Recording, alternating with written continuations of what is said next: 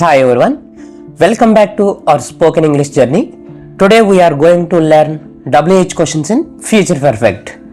WH questions in future perfect అంటే WH questions సంబంధించిన future పర్ఫెక్ట్కి సంబంధించిన WH క్వశ్చన్స్ కోసం ఈరోజు క్లాస్లో నేర్చుకుందాము. ఫ్యూచర్ పర్ఫెక్ట్ అంటే ఏం చెప్పుకున్నాం మనం? భవిష్యత్తులో ఒక నిర్దిష్ట సమయానికి ఒక పని కంప్లీట్ అయి ఉంటుందని చెప్పడానికి ఫ్యూచర్ పర్ఫెక్ట్ అంటే ఏం చెప్పుకున్నాం? భవిష్యత్తులో ఒక నిర్దిష్ట సమయానికి ఒక పని కంప్లీట్ అయి ఉంటుంది అని చెప్పడానికి మనం ఈ ఫ్యూచర్ పర్ఫెక్ట్ అనేది ఉపయోగిస్తాము. మరి WH questions and future perfect అంటే ఆ భవిష్యత్తులో ఒక నిర్దిష్ట సమయానికి కంప్లీట్ అయ్యే పనిని ప్రశ్నించడానికి, ఆ పనికి సంబంధించిన సమాచారాన్ని రాబట్టడం కోసం మనం ఈ WH క్వశ్చన్స్ అనేవి మనం ఉపయోగిస్తాము. Clear all of you? Rule of WH questions in future perfect. So దీని యొక్క రూల్ చూద్దాము. Let's observe. ముందుగా మనకి WH వర్డ్ వచ్చి, తర్వాత మనకి విల్ వచ్చి, తర్వాత సబ్జెక్ట్ వచ్చిన తర్వాత హ్యావ్, వెర్బ్ 3 ప్లస్ ఆబ్జెక్ట్, చివరిన మనకి క్వశ్చన్ మార్క్ అనేది రావడం జరుగుతుంది. Let's observe again. WH word వచ్చి, విల్ వచ్చిన తర్వాత సబ్జెక్ట్, తర్వాత హ్యావ్, వెర్బ్ 3 ప్లస్ ఆబ్జెక్ట్, చివరిన క్వశ్చన్ మార్క్. ఇది దేనికి? ఇది rule of WH questions in future perfect అంటే భవిష్యత్తులో ఒక నిర్దిష్ట సమయానికి ఒక పని కంప్లీట్ అవుద్దని చెప్పడానికి మనం ఈ రూల్ అనేది ఉపయోగిస్తాము. Clear all of you? ఫస్ట్గా మనకు WH వాడు, will, subject plus have, verb 3 plus object, చివరిన క్వశ్చన్ మార్క్. నోట్ పాయింట్, మనం ఫ్యూచర్ పర్ఫెక్ట్కి సంబంధించిన రూల్ ఏం చెప్పుకున్నాం? Future perfect. ఇక్కడ మనం WH క్వశ్చన్స్ సంబంధించిన ఫ్యూచర్ పర్ఫెక్ట్ రూల్ రెండు కంపేర్ చేసి చూద్దాము. Let's observe. Future perfect rule ఏం చెప్పుకున్నాం మనం?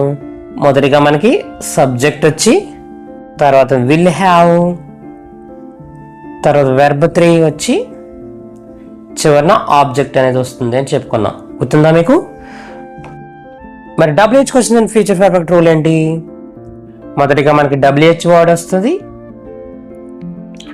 తర్వాత విల్ వచ్చి, తర్వాత సబ్జెక్ట్ వచ్చి, హ్యావ్, వెర్బ్ 3 అనేది వచ్చి చివరిన క్వశ్చన్ మార్క్ అనేది రావడం జరుగుతుంది. Let us observe. సబ్జెక్ట్ వచ్చి, విల్ హ్యావ్ వచ్చి, వెర్బ్ 3 వచ్చి చివరిన ఆబ్జెక్ట్ అనేది రావడం జరుగుతుంది. కానీ WH క్వశ్చన్స్ అండ్ ఫ్యూచర్ పర్ఫెక్ట్కి WH వర్డ్ వచ్చి, will, subject plus have, verb 3 వచ్చి చివరిన క్వశ్చన్ మార్క్ అనేది రావడం జరుగుతుంది. అంటే దీనికి తేడా ఏంటి? ఫస్ట్ WH వర్డ్ అనేది ఇక్కడ రావడం జరుగుతుంది, విల్ వచ్చి సబ్జెక్ట్ తర్వాత హ్యావ్ అనేది రావడం జరుగుతుంది, ఇక్కడ వెర్బ్ 3 చివరిన question mark. Clear all of you? WH questions in future perfect కి సంబంధించిన వాట్ క్వశ్చన్స్ అనేవి ఎలా ఉంటాయో చూద్దాము. వాట్ అంటే ఏం చెప్పుకున్నాం మనం? వాట్ అంటే ఏమిటి లేదా ఏమి, ఏమిటి లేదా ఏమి. ఫస్ట్ ఎగ్జాంపుల్, వచ్చే వారం నాటికి నువ్వు ఏమి పూర్తి చేసి ఉంటావు? వచ్చే వారం నాటికి నువ్వు ఏమి పూర్తి చేసి ఉంటావు? ఏమి పూర్తి చేసి ఉంటావు. దీని ఇంగ్లీష్లో అడగాలంటే ఎలా అడుగుతాము? వాట్, మనకు WH వర్డ్ అనేది ఫస్ట్ రావాలి, వాట్, తర్వాత విల్ రావాలి, వాట్ విల్, తర్వాత సబ్జెక్ట్, వాట్ విల్ యూ తర్వాత హ్యావ్ వస్తుంది. What will you have completed, verb 3. What will you have completed by next week, by next week, చివరిన క్వశ్చన్ మార్క్ అనమాట. వచ్చే వారం నాటికి నువ్వు ఏమి పూర్తి చేసి ఉంటావు? What will you have completed by next week, what will you have completed by next week. Second example, వచ్చే సంవత్సరం నాటికి, వచ్చే సంవత్సరం నాటికి ఆమె ఏమి రాసి ఉంటుంది? ఆమె ఏమి రాసి ఉంటుంది?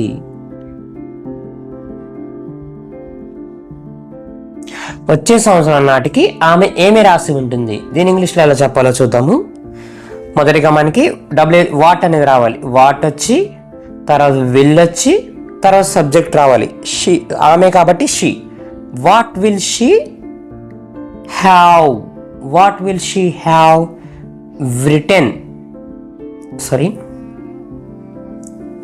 what will she have written by next year, by next year. చివరిన క్వశ్చన్ మార్క్ పెట్టాలి. వచ్చే సంవత్సరం నాటికి ఆమె ఏమి రాసి ఉంటుంది? What will she have written by next year, what will she have written by next year. Second example, where questions. Where అంటే ఎక్కడ, స్థలానికి సంబంధించిన అని చెప్పుకున్నాం కదా. అంటే వచ్చే నెల నాటికి వారు ఎక్కడికి మారి ఉంటారు. దీని ఇంగ్లీష్లో ఎలా అడగాలంటే ఫస్ట్ మనకి WH వర్డ్ రావాలి. వేర్ తర్వాత విల్ అనేది వస్తుంది. వేర్ విల్ తర్వాత సబ్జెక్ట్ రావాలి. వారు అంటే they.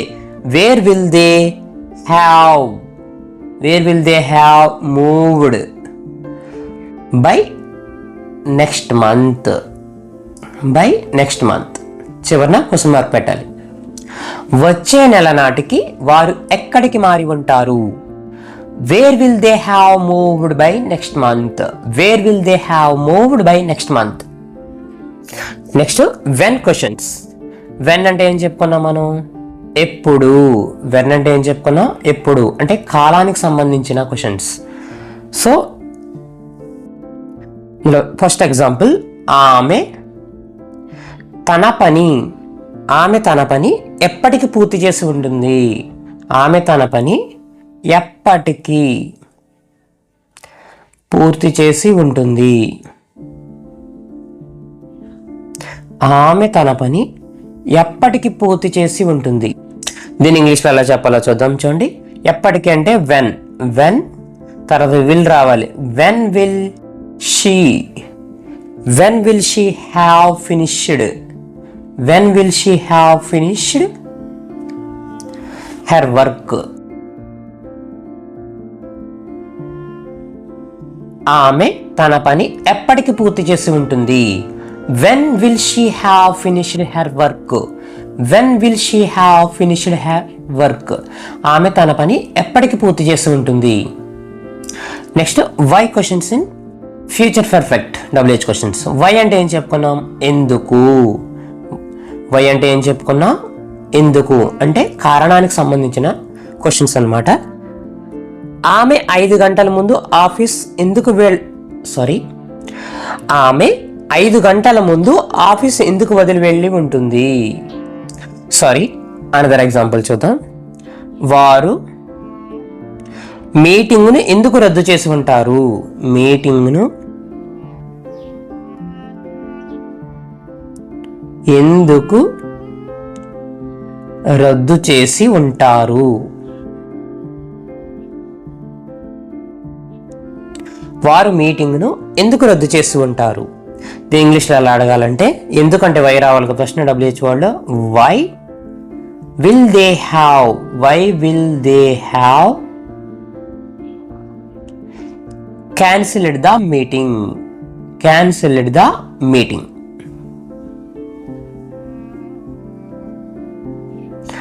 Why will they have cancelled the meeting? వారు మీటింగ్ను ఎందుకు రద్దు చేసి ఉంటారు?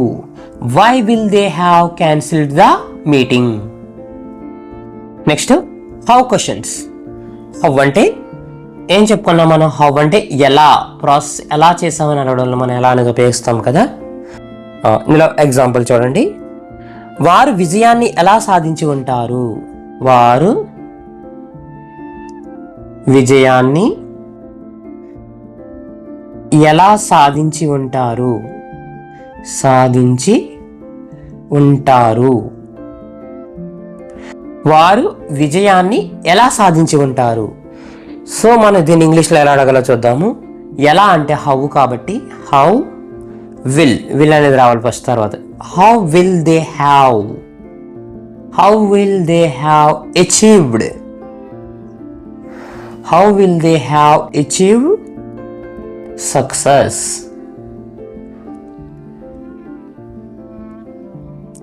వారు విజయాన్ని ఎలా సాధించి ఉంటారు? How will they have achieved success. How will they have achieved success. So ఈ విధంగా మనం ఫ్యూచర్ పర్ఫెక్ట్కి సంబంధించిన WH క్వశ్చన్స్ అనేది మనం ఈ విధంగా అడగడం అనేది జరుగుతుంది అనమాట. సో మీకు ఏమాత్రం డౌట్ ఉన్నా మళ్ళీ మొదలుగా వీడియో స్టార్టింగ్ కాడి నుంచి చూసినట్లయితే మీకు మరింత క్లియర్ కట్ ఐడియా అనేది రావడం జరుగుతుంది. ఇప్పుడు నేను కొన్ని ప్రాక్టీస్ క్వశ్చన్స్ అనేది ఇవ్వడం జరుగుతుంది. అంటే ఫ్యూచర్ పర్ఫెక్ట్కి సంబంధించిన WH క్వశ్చన్స్ సంబంధించిన తెలుగు సెంటెన్సెస్ అనేవి నేను ఇస్తాను. ఇక్కడ మీరు వాటిని ఇంగ్లీష్లో కన్వర్ట్ చేసి కింద కామెంట్ బాక్స్లో నాకు తెలియచేయండి. వచ్చే నెల నాటికి నువ్వు ఏమి నేర్చుకుని ఉంటావు. వచ్చే నెల నాటికి నువ్వు ఏమి నేర్చుకుని ఉంటావు. ఆమె తన పని ఎప్పటికి పూర్తి చేసి ఉంటుంది. ఆమె తన పని ఎప్పటికి పూర్తి చేసి ఉంటుంది. థర్డ్ వన్, నువ్వు ప్రాజెక్ట్ అంత త్వరగా ఎలా పూర్తి చేసి ఉంటావు. నువ్వు ప్రాజెక్ట్ అంత త్వరగా ఎలా పూర్తి చేసి ఉంటావు. ఈ సెంటెన్సెస్ నాకు ఇంగ్లీష్లో కన్వర్ట్ చేసి కింద కామెంట్ బాక్స్లో తెలియచేయండి. మీకు నా వీడియోలో కంటెంట్ కనుక నచ్చినట్లయితే మీ ఫ్రెండ్స్కి కూడా షేర్ చేసి వాళ్ళని కూడా సబ్స్క్రైబ్ చేసుకోమని చెప్పవలసిందిగా కోరుచున్నాను. Do practice daily. మీరు ఎంత బాగా ప్రాక్టీస్ చేస్తే అంత బాగా మీకు మీ ఇంగ్లీష్ గోల్ అనేది త్వరగా నెరవేరుతుంది. నా ఈ ఛానల్లో టెన్సెస్కి సంబంధించిన